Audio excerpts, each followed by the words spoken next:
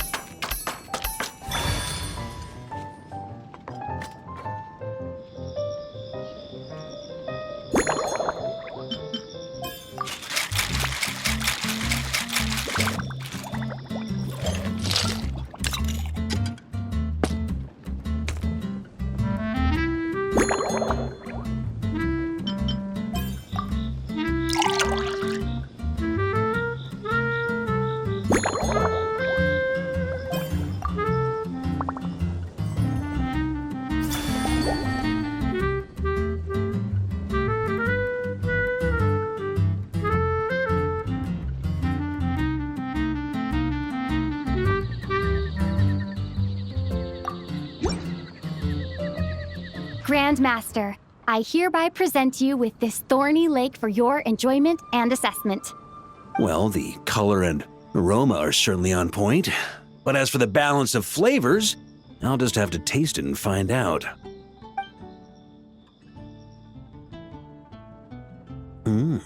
Not bad. You haven't overdone or skimped on any single ingredient.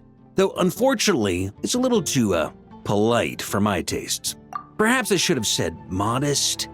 You followed the formula to a T, but if anything, you've played it a little too safe. Were you worried that deviating just a little might disappoint me? Hey, we fought side by side and dealt with things that even gods were loath to meddle with. Ours is a friendship forged in the margins between life and death. That said, if you ask me, you can ditch the nerves and work your mixologist magic.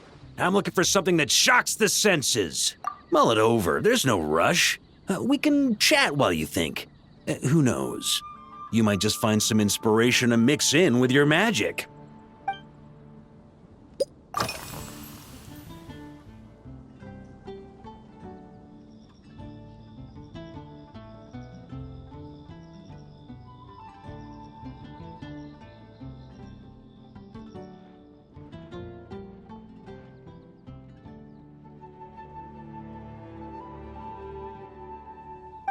Ha!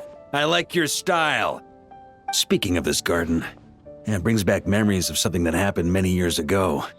When I was young, I like to find ruined guards to test my fighting skills, both armed and unarmed. Once, I failed to take down a stray missile, and it ended up destroying a watchtower on the city walls. As punishment, I had to run 50 laps around the city, repair the watchtower, and help rebuild the shattered walls in this garden. Indeed, among the misadventures of my youth, this is one of the most memorable ones. Mostly because that day, Crepus saw me covered in dirt. He took 2 bottles of 100-year-old wine and sent D-Luke, who looked even younger than Mika does today, to work out a clever way to get rid of Faru, who was guarding me. It was so hot that day, I could swear I was about to pass out. On a whim, I picked some mint leaves, put them in one of the wine bottles, and the result turned out to be surprisingly tasty. After Crepus tried it too, he was full of praise.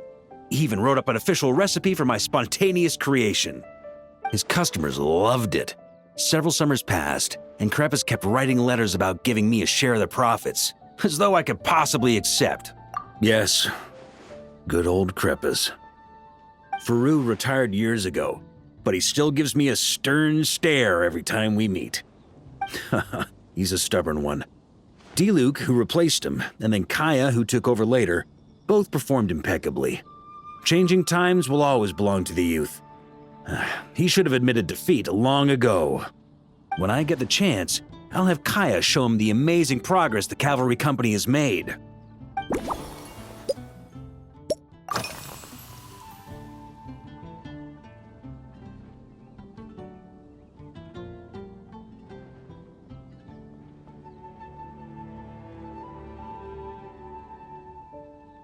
Well, let me think.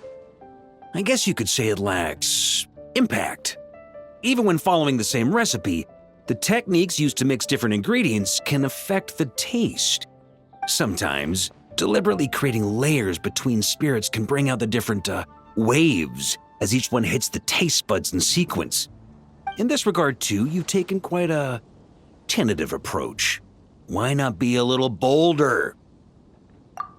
Ha ha ha. You catch on quickly. No need to explain further.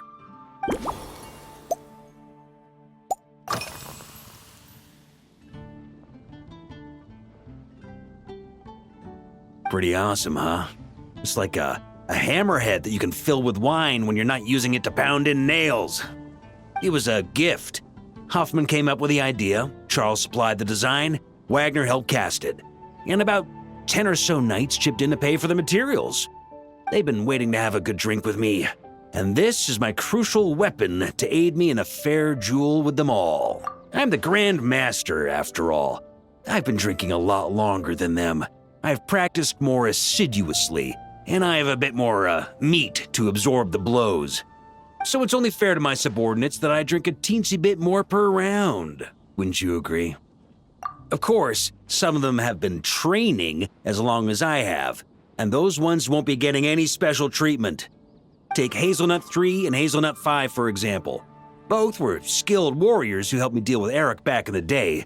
Nowadays, I have them helping Jean with miscellaneous duties. At today's after-work cooldown, they insisted on trying to keep pace. In the end, they lost our game of darts and ended up passed out on the floor. I've already told Jean that I won't be approving their leave request for tomorrow, no matter what.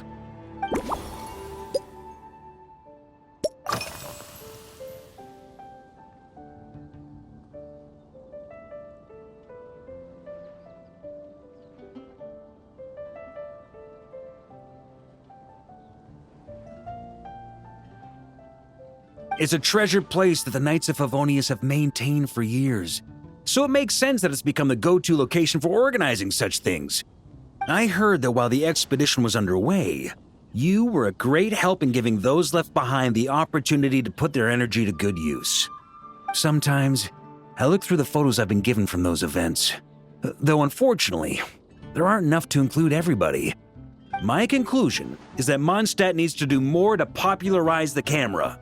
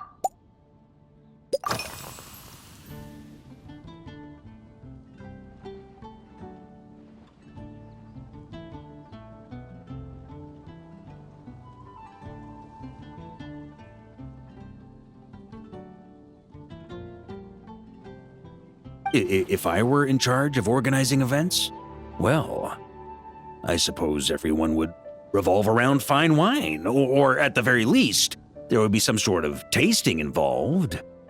For example, we could go all in on this drink stand and open it to the whole city, with every company of the Knights selecting one or more mixologists to compete against each other.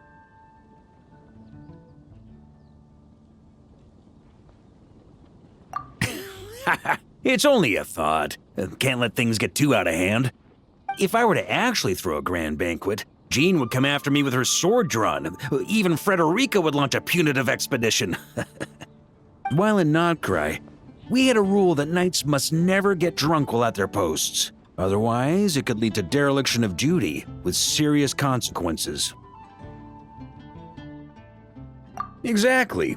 As expedition members return to their companies, my hope is that this rule will gradually spread to everyone in Mondstadt too. Just like firewater and Smedina, these Nodcry delicacies have made their way into Mondstadt's households and become part of people's daily lives.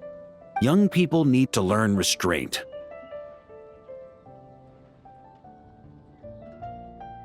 At the end of the day, no one should be biting off more than they can chew. Unless it's someone near my level, they shouldn't even be thinking about enjoying a light buzz when they've still got work to do. Most people would just end up a whole lot drunker than they'd like. You should come practice with me on weekends. Trust me, once I've drunk them under the table, they'll be swearing off wine for a whole week.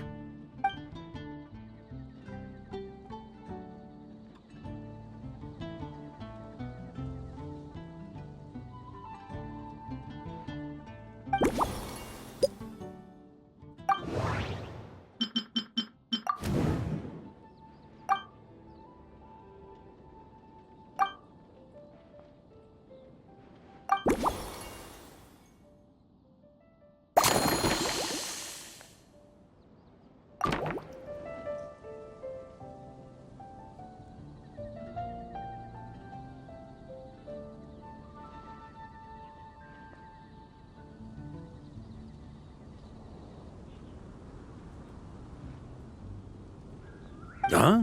Oh, feel free. Whatever you're about to do, I've got a feeling I've hit the jackpot.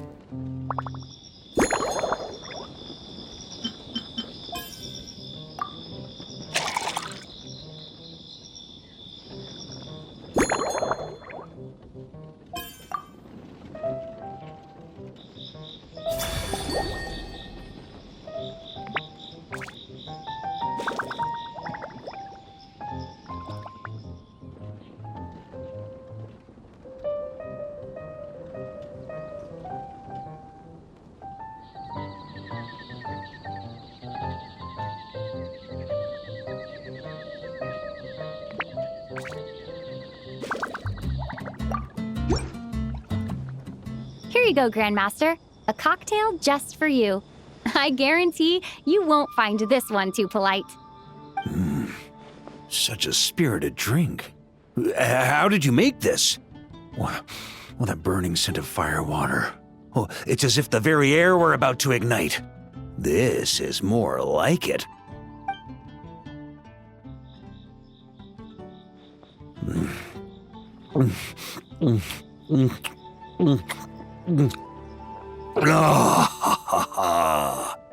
Perfection. It's clear that once you let go of your inhibitions, your talents really shine through. That first hint of mint is like a cooling feint that masks the firewater underneath. By the time the sweetness dissipates, the firewater is already slipped in behind your guard, ready to deliver a powerful strike of intense flavor. Oh, it's exactly the impact I was hoping for. That's the most ingenious part. Firewater's greatest flaw is a lack of aftertaste, but the Smetana perfectly maintains the flavor at the peak of its intensity. It's hard to imagine something this good was created by a mixologist who doesn't even drink firewater. I think it has the potential to become a firm favorite in Mondstadt and Nodcry. Iron Wolf. Oh, perfect. It's elegant, yet wild. Only you could come up with such a fitting name. Oh, I have an idea. Why don't we name our Knights of Favonius' drink stand after you?